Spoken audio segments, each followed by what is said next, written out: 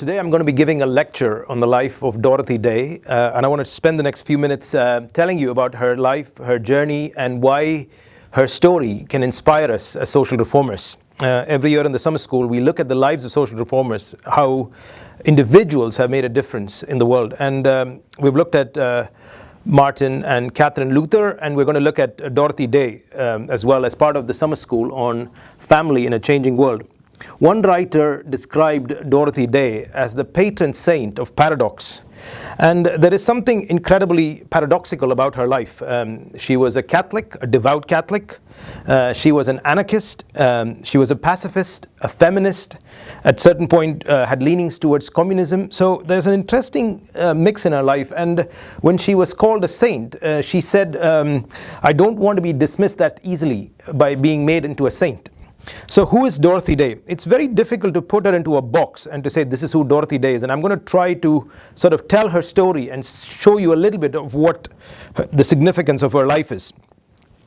Dorothy Day is best known for serving the poor and for the long struggle she engaged in to fight against overturned systems of injustice. When Pope Francis visited the United States in 2015, the first pope to be invited to address both houses of Congress in September of 2015, Pope Francis, when he addressed the US Congress in Washington, he mentioned four great Americans, and he started by mentioning the name of Abraham Lincoln, he mentioned Martin Luther King, he mentioned Thomas Merton, and then he mentioned Dorothy Day because of the work she did serving the poor. And for most people there, they didn't know who she was. In fact, there was a spike in Google searches for her name after the Pope's speech, because people were like, who is Dorothy Day? To understand Dorothy Day's life, you need to have a little bit of background and context, and I'm going to give you that background. Dorothy Day lived her life in the first 8 decades of the 20th century, and you've got to know a little bit about the context in which her life was, the drama of her life happened. The first thing to note about the context is that if you think about from around 1815 with the Congress of Vienna, Britain became the superpower. You know, they call it the British century. And then just as America got involved in the First World War around 1915, and by the time the First World War ended, they see that as the beginning of the American century. We see how America now becomes the top nation in the world. America wants to intervene. You know, Theodore Roosevelt becomes president in 1901, and America goes from a policy of isolation into intervention. And you have something called the Monroe Doctrine, in which America believed America would intervene in any situation in the whole of the Americas, North and South, if that situation threatened American interest or US interest. So you've got to know about how America is becoming an imperial power, a superpower. And in the context of that, there was also the Great Depression in the 1930s, and that began to affect a lot of people, particularly in cities like New York. There was people who were willing to work for hardly any money, because there was so much of oversupply of labor. And then, of course, we have the Second World War, and by the time the Second World War ends, the US is really top dog. Some people call this Pax Americana. The other thing to note about her life and to make sense of her life, you got to know a little bit about Catholicism in the US. There's always been a sort of nativist opposition to Catholicism, what they called the Papist Threat, the idea that Catholics in the US were loyal to Rome, not really to the US. And there was a lot of Americans who believed that America is a Protestant nation, fundamentally a nation that is not Catholic.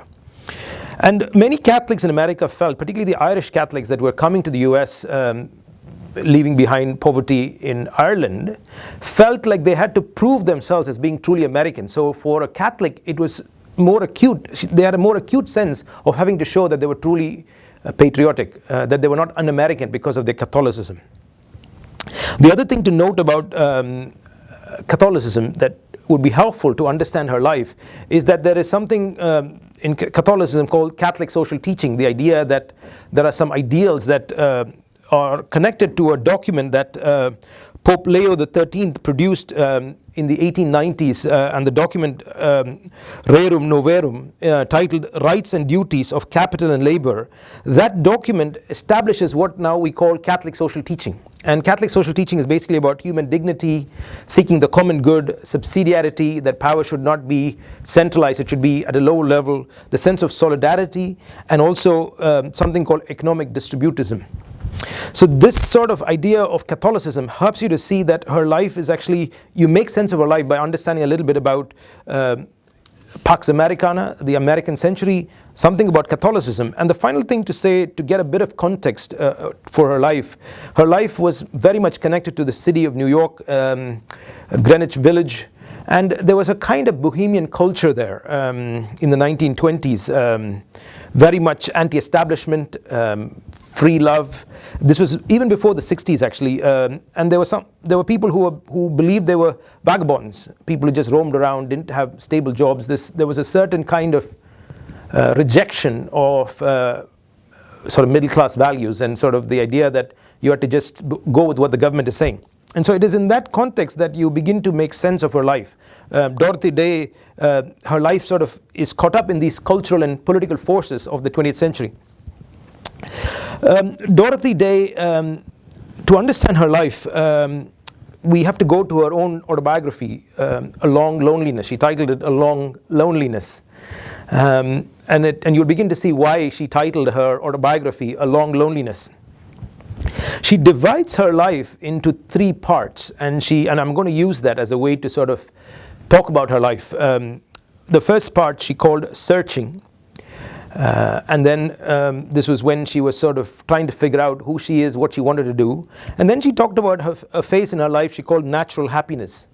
And she was trying to sort of enjoy the good things of life. And then finally, the bit of her life that we remember her for most is she titled that part of her life, the third part of her life, based on this autobiography, Love is the Measure. Love is the Measure. Dorothy Day was born on the 8th of November, 1897 in Brooklyn, New York. She was the 3rd child of John and Grace Day, a middle-class family that was very patriotic, nominally Protestant, didn't really go to church, and the father, John Day, was a man that wanted to enjoy the pleasures of life. Even though he didn't have a lot of money, he was often seen at, he really loved horse racing, and he was a sports writer, a journalist, and so often he was away traveling to events that involved horse racing and was reporting about it. So they were a middle-class family, a Protestant family, connected to the trendy New York culture. When Day was 6 years old in 1904, the family moves to California because John Day, her father, had got a job there. And just after they moved there, a little over a year later, almost 2 years later, there is the great San Francisco earthquake. And it was quite devastating because it really affected the city of San Francisco. Many people died, and her father lost the job because the earthquake had affected businesses. But something happens in Dorothy Day's life. I mean, she's only at this point 6 or 7 years old, and what made an impression on her was the way in which people came together to help each other. She begins to see the role of society, civil society, small people making a difference. It was not the state that was trying to help people in the earthquake, it was little people helping their neighbors. And here she begins to see the power of individual action to make a difference and bring hope. So her family at this point, I think, are struggling financially, and she is also trying to make sense of her life. She was a very curious young girl. And there was a time where, even at the age of 8, she was beginning to sense something was in her life that connected to the divine or to something spiritual.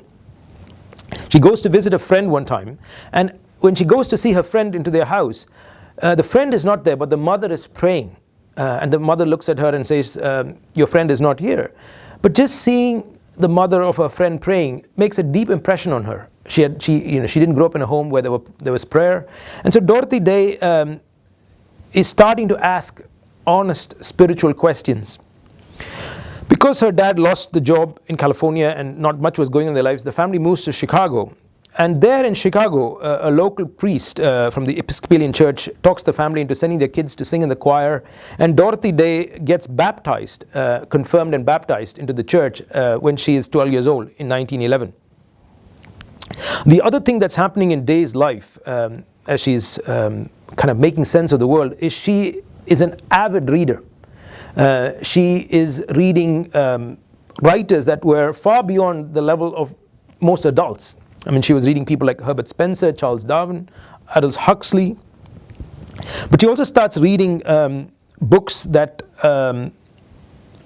are about issues in society, particularly the Russian writers, the Russian masters, Dostoevsky and Tolstoy.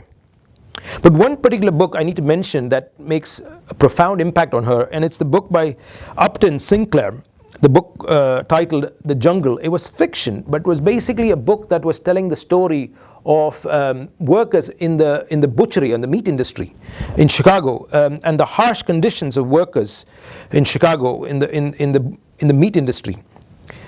And she had actually seen these workers, when she sort of was wandering around the city. She had seen the conditions of these workers, and this book by Sinclair, The Jungle, made such an impression. It created a huge scandal. But what happened at the end of the day was that it didn't actually do much to change the condition of the workers. Instead, people were so scandalized that their meat was coming from places that were so unhygienic that the city brought in standards for hygienic ways to produce meat that people are going to eat. So there's Dorothy Day, early teens, already reading writers that were way above her level, very concerned about what is going on in society, reading the Russian masters, looking at things like poverty in Russia and the connection that the church had to poverty. And often the church was not on the side of the poor, but was actually identified with people that wanted to keep the status quo, the rich. At 16, she wins a scholarship to go to university of the University of Illinois at Urbana. And even though she was quite a gifted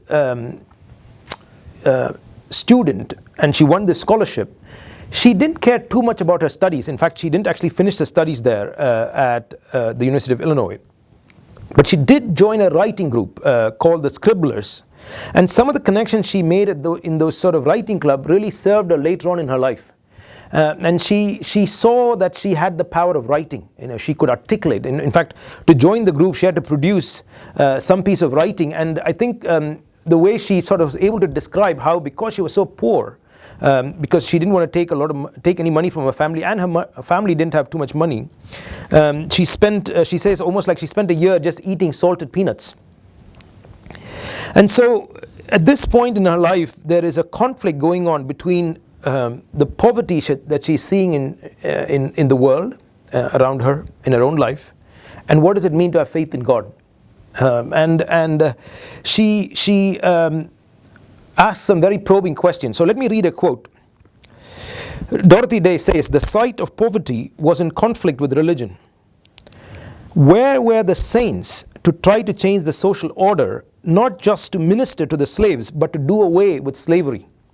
So here is Dorothy Day saying that religion shouldn't just be about serving the slaves and giving them some handouts.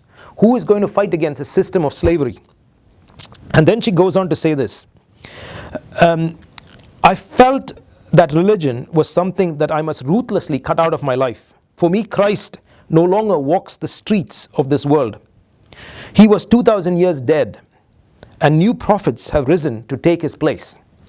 And the new prophets that she had in mind were communist radicals, anarchists, people that she was seeing, particularly some Russian anarchists that really were speaking into the issue of poverty, who wanted to see change not just in the lives of individuals, but to the social order. She felt like the Jesus of Christianity was irrelevant to the cause of fighting for the justice issues that concern the poor. At this time, she's also beginning to write for local newspapers, particularly the communist newspaper. At 18, of course, she moves from Chicago to New York because she didn't finish her studies. She was just there for 2 years at Illinois. And she moves to New York and she starts writing for some radical newspapers called The Call and The Masses. And at this point, religion is not part of her life. She's living a bohemian lifestyle, and she celebrates the February Revolution in Russia, the Russian Revolution, because she sees people overthrowing an unjust system. In November of 1917, she goes to picket with some women near the White House, the suffragettes, women who at that point were fighting for the right to vote. She herself was an anarchist, so she didn't believe in voting, but she believed in the cause of women fighting for justice. And so she goes to Washington, at the White House, and she is arrested along with others and put in jail for the first time in her life. She is just at this point 18 years old, and she is in jail. And that makes a profound impression on her life, particularly because she spends 10 days of her jail time fasting as a protest. And of course, she's released after 15 days. But that's the first time she is in jail, and she begins to realize the power of resisting the system. But she goes back to New York again. She's still living her lifestyle. One thing to say about Dorothy Day at this point is that she had no sense of restraint with regards to sleeping around. She slept around. She felt like she was caught up in the bohemian lifestyle. Although later on in her life, she comes to critique a lot of that kind of lifestyle. She gets pregnant from a man named Lionel Mosey, and he's a writer, an anarchist, and she is confused because now suddenly she has gone from a woman that was fighting for justice to being pregnant. And Mosey is very unhappy about it. He's very unhappy about the situation, and he bullies her into having an abortion. So here in the summer school on family, we are looking at the life of a social reformer who herself has an abortion. And even though she sort of gives in to his bullying and has an abortion, he leaves her after that. As a rebound from this terrible sort of situation and the loss she felt about her own sort of taking the life of her child, she has a rebound marriage to a man named Berkeley Toby. And it was completely out of the blue. She got married to this man and gave up this idea of fighting for justice and decides to go off traveling for almost a year in Europe. And Dorothy Day in that year works on a fiction book that she writes titled The 11th Virgin. It connects to, of course, I think the fact that there were 10 virgins in the Bible, and this is the 11th Virgin. It's a semi-autobiographical book, and in some way she grapples with the pain and loss she had and the drama of her relationship with Mosey, the man whose child she aborted. And in that book, she begins to question this idea of sexual freedom. In fact, she says this: freedom is just a gown of modernity women use to capture men. And she's very honest in that autobiographical book in which she's grappling about her life, where her life is going. And at this point, she decides to sell the rights of the book she had published to be made into a film. And she was given $2,500, and she uses the money to buy a beach house on Staten Island. And that was a very good move for her because she needed to somewhere have a home, and the money that she had, she wanted to use it wisely. At this point in her life, as she bought this beach house and moves to Staten Island, somewhere for her to live, she begins a relationship with a man named Foster Batterham, who was also somebody that she had met through her connection in the anarchist circles that she was moving in. He was an anarchist, but he was also a biologist and had a real love for nature. And so they began this wonderful, and this is the stage in her life where she calls it natural happiness. They had a very exciting relationship. He would visit her there, and during weekdays he was working in Manhattan, but in the weekends he would come to Staten Island. And they have a wonderful relationship. At this point, Dorothy Day believes because she had had this abortion, she wouldn't be able to have another baby. She just didn't think she would get pregnant. But here, of course, she becomes pregnant again, and on this occasion, she decides that she is going to have her child. And on the 4th of March, 1926, Dorothy Day has her first child and only child, named her Tamar Teresa. Teresa, of course, named after Saint Teresa. This causes a huge rift in the relationship between Dorothy Day and Foster Batterham. And she wants to pursue her own sense of what her life is meant to be.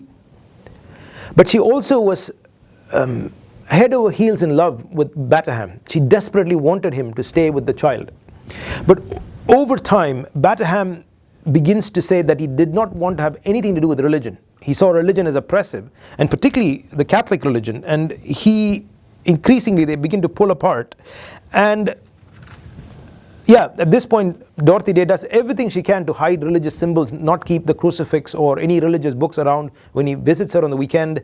She tried her very best to keep Batterham in her life, but unfortunately they go their own ways, and it was a very difficult time in her life. And it was at this time that she begins to start having conversations about the Catholic faith.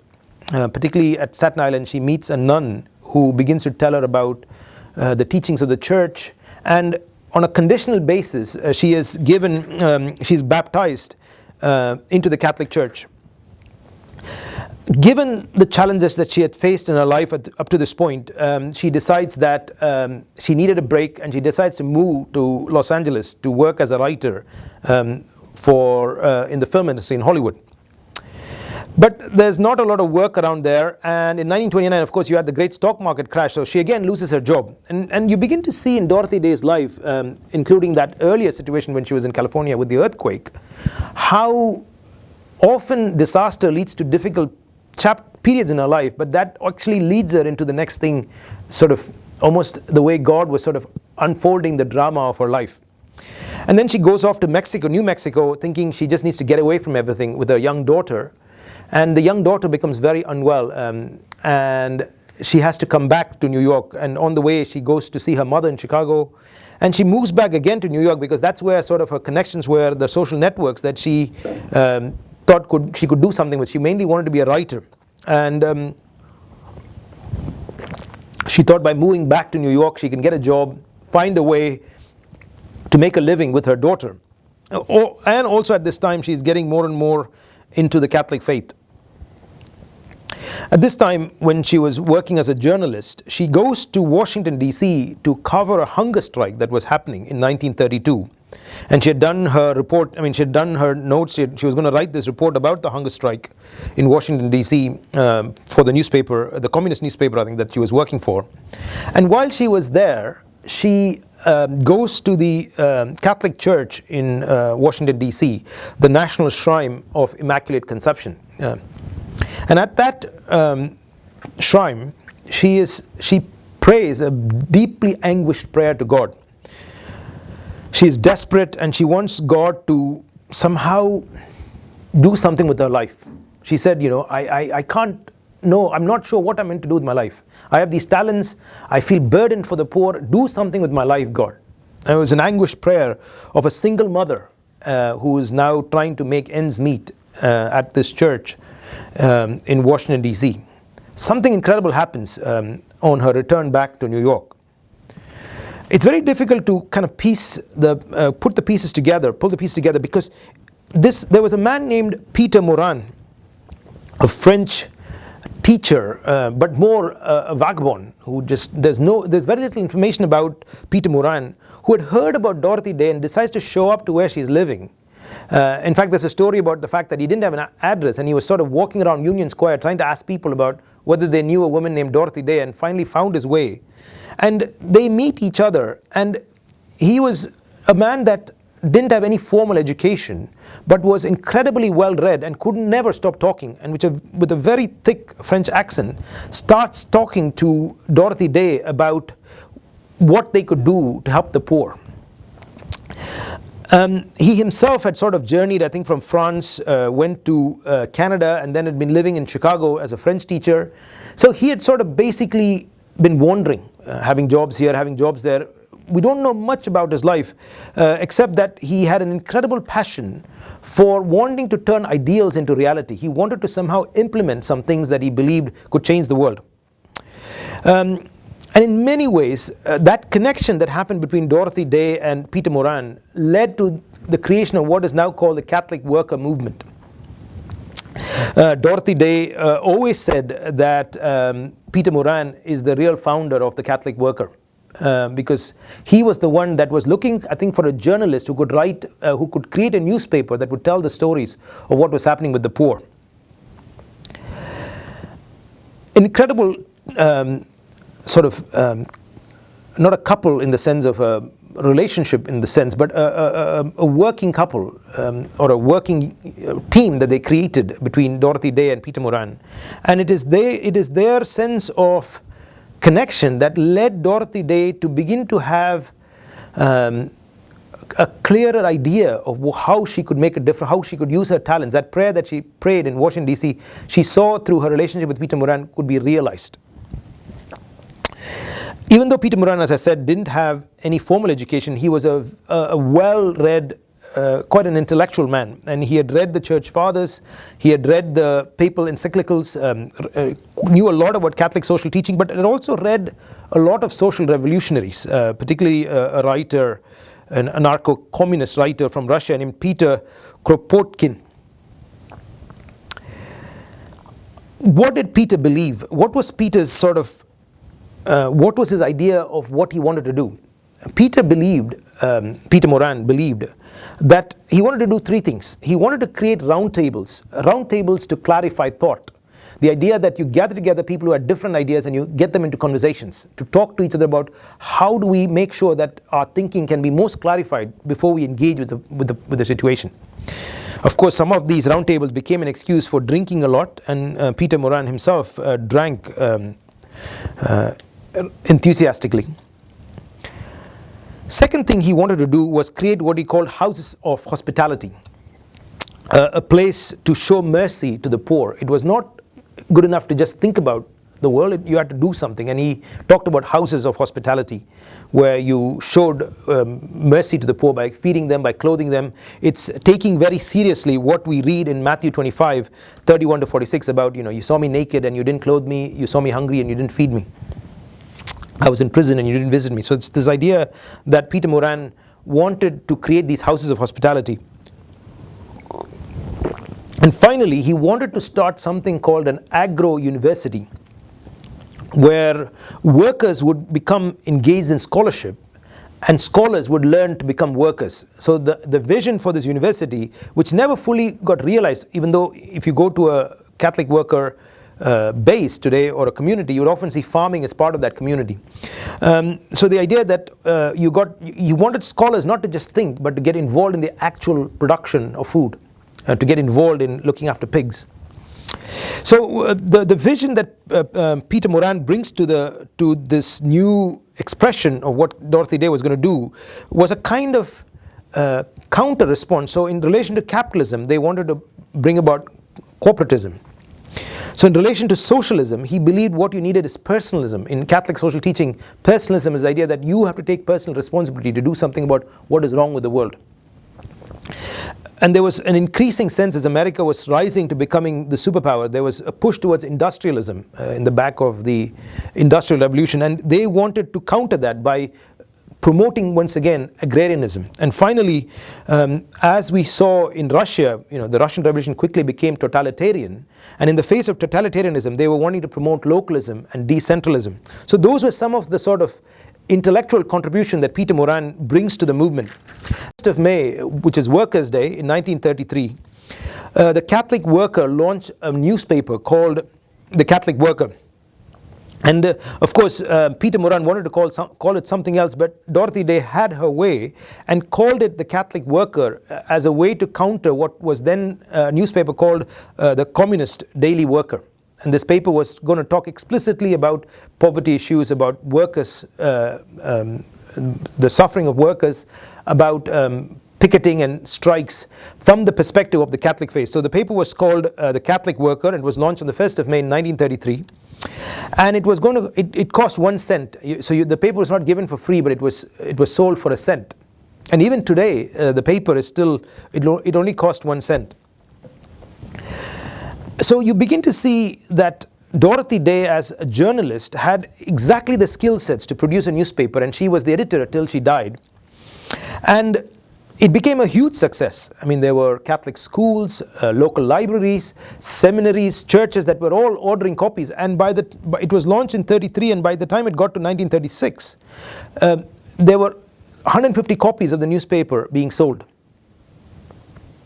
Incredible success. And that newspaper became a channel to be able to highlight and bring awareness in wider society about the condition of workers, about the plight of people who are poor.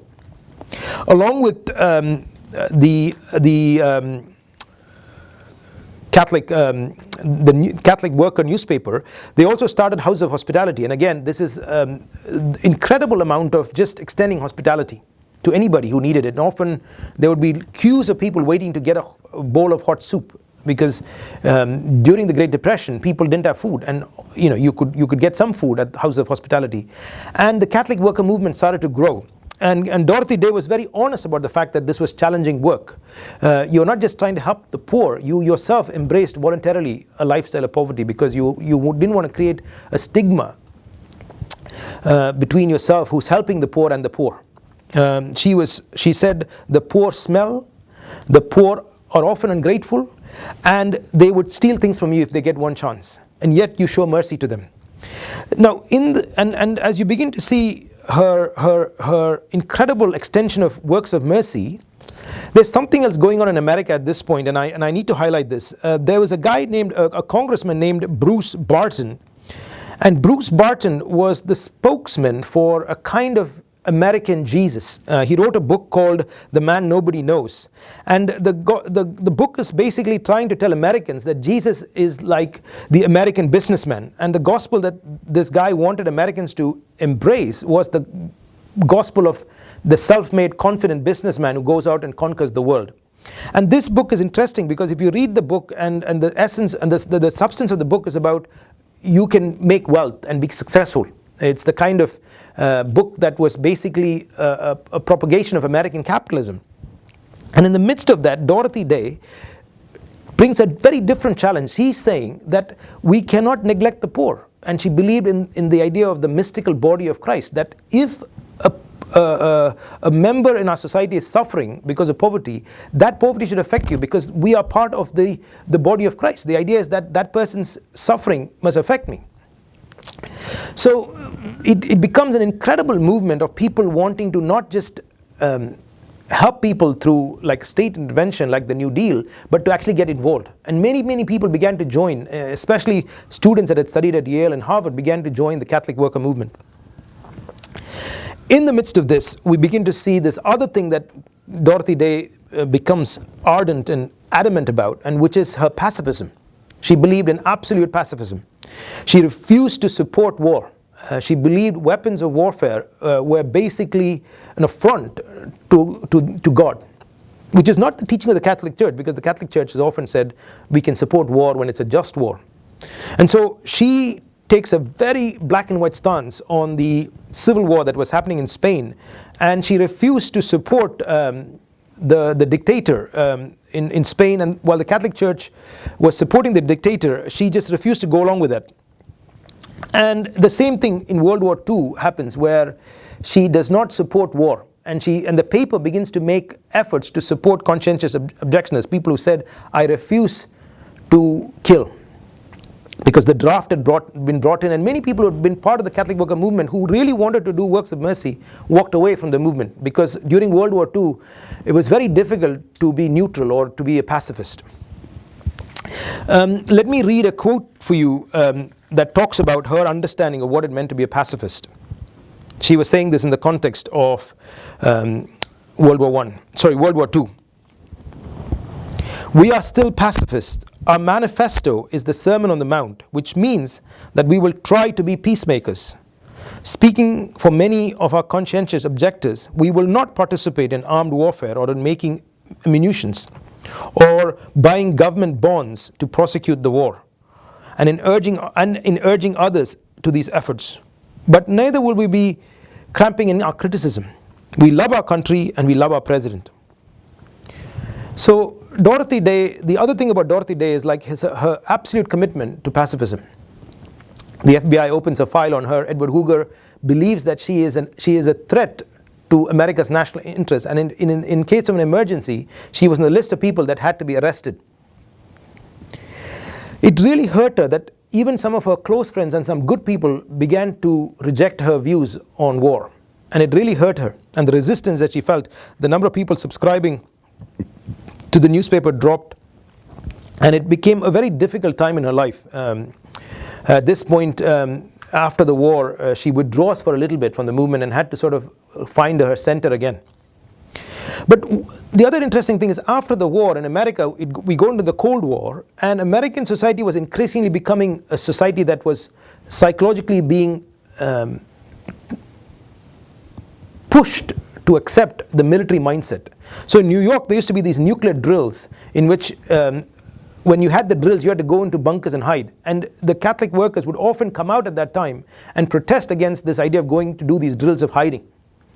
And basically, when she was taken to court, she said that if there is a nuclear explosion that takes place in New York, none of these bunkers will survive. This idea of getting people to do this sort of exercise is fundamentally to make people subdued in the face of militarism. And of course, when she took part in these sort of resistance to these drills in New York, she was sent to jail, and she made a public deal about exposing the foolishness of these drills. One further comment about her pacifism is that when Vatican II happened in the Catholic Church, she, along with some women, went there and prayed and fasted that they wanted the Catholic Church to ban warfare because they fundamentally felt modern warfare was incompatible with the teachings of Christ. Now, of course, the Catholic Church did not do that, but what the Catholic Church did do was to denounce nuclear warfare, saying that that was incompatible with the teachings of the Church. Now we come towards the end of her life, and we see that after the war she begins to travel quite extensively, traveling sometimes on Greyhound buses, driving an old car, and they would say often it's a miracle that she would come back because these cars were often gifts to the Catholic worker, and she would just drive off with her daughter to go and speak, and she did a lot of public speaking. She energized the Catholic worker movement with her conviction that you can take personal responsibility to make a difference. At this time she also traveled to places like India and met Mother Teresa, although she saw herself as not somebody just wanting to help the poor, like according to that earlier quote, but be somebody who wants to overturn systems of injustice. At the very last stage of her life, and she had gone to prison many times, but towards the end of her life she started getting connected with the work of Cesar Chavez, who was a Latin American based in California civil rights activist. And the last time she went to prison was when she was 76 years old in 1973. She was sent to prison for 10 days because of her protest for the workers, farm workers in California.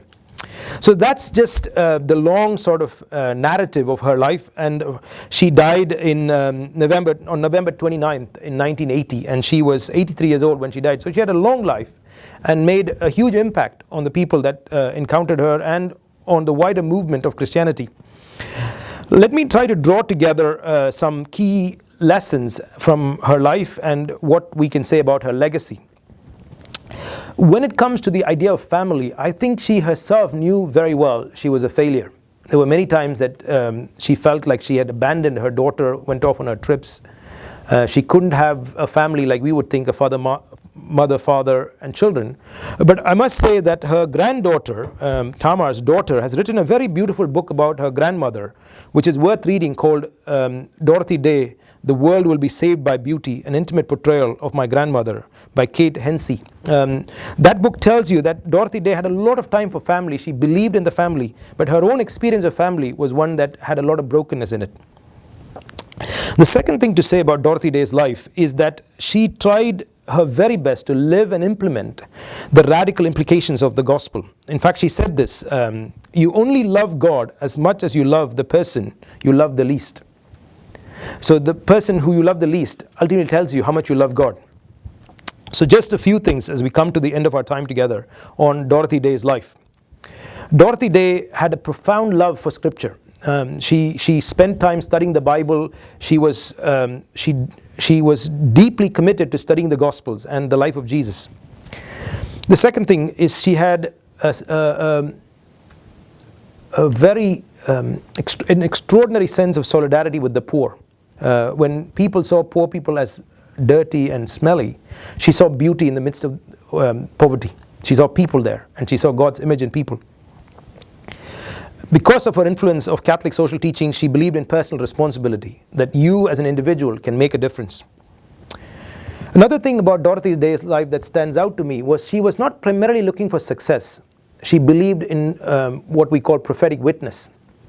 She believed that you can take a stand on an ideal, and even if you're defeated for taking that stand will bear witness. And she believed that's how Christ lived his life, prophetic witness.